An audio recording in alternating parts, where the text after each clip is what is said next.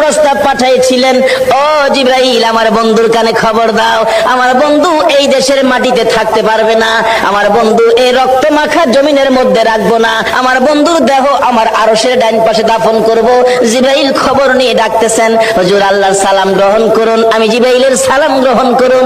আল্লাহর নবী গো, আপনার দেহ মুবারক আল্লাহর আরশের ডান পাশে দাফন হবে, আপনি খুশির সহিত কবুল করুন। আমার নবী কোনো কথা কয় না, দুইটা চোখের পানি ঝরঝর করে ছাড়তেছে।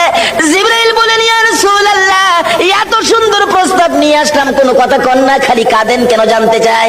আমার নবী বলেন, জিবরাইল রে, তোমার জন্য খুশির খবর হতে পারে, আমি খুশি হতে পারলাম না। কেন পারলেন না?